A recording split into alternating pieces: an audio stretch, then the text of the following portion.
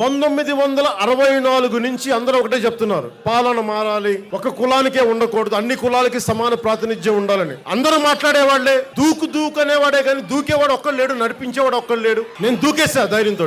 మీరు నన్ను ఓడించేశారు అందరూ. కులం మనం మాట్లాడుకుంటా ఉన్నాం.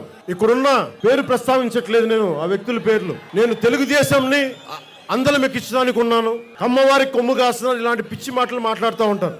నాకు వంగవీటి రంగా గారంటే గౌరవం ఉంది. ఆయన చిన్నప్పుడు నేను చూశాను. ఆయన కాపులందరికీ ఒక ఆరాధ్య దైవం, నేను అర్థం చేసుకుంటాను. అలాంటి నాయకుడు నన్ను చంపేస్తున్నారంటే మీరు అప్పట్లో ఉన్న ఆయన మద్దతుదారులందరూ మచిలీపట్నం నుంచి, పామర్ నుంచి, గుడివాడ నుంచి ఎందుకు ఆయనకి అండగా ఉండలేదు?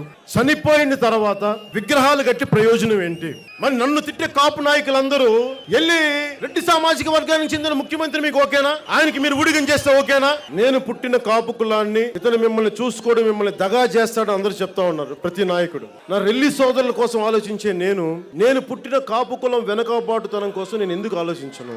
ఎవడు మా కులం నుంచి ముఖ్యమంత్రి అవ్వలేదు. మీరు ఓటేయండి, అవి చూపిస్తాం. 1964 నుంచి ప్రతి సభలో కాపు నాయకులందరూ మాట్లాడేది, కాపులు ఏం చేయట్లేదు, ఏం అవ్వట్లేదు అంటే, కాపు సామాజిక వర్గంలో యూనిటీ ఉంటే కదా.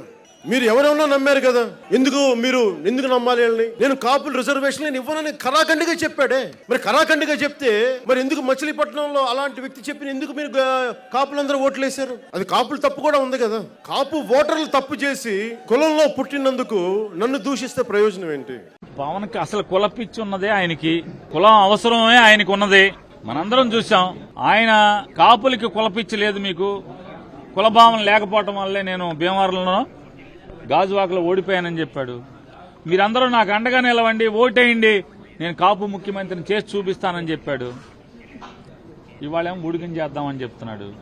కాబట్టి ఆయన చంద్రబాబుకి ఎప్పుడు ఏ అవసరం వస్తే ఆ రకంగా మాట్లాడేటువంటి, దానికోసం మాత్రమే మాట్లాడేటువంటి ఆయన నికార్స్ అయినటువంటి పచ్చి అవసరాల మార రాజకీయ నాయకుడు. ఆయన గురించి మనం మాట్లాడుకోవటం వల్ల ఏముండదు ఉపయోగం చెప్పండి? మీకు తెలీదా? మీరందరూ మీ టీవీలో చూపించలేదా పవన్ కళ్యాణ్ కులం గురించి మాట్లాడిన భాష? మరి ఇవన్నీ నేను ఒకరోజు రెల్లిని అంటాడు, నేను ఒకరోజు అదంటాడు, ఒకరోజు కులం లేదంటాడు, ఒకసారి రంగా గారిని కాపాడుకోలేకపోయారు మీ కాపులందరూ అంటాడు.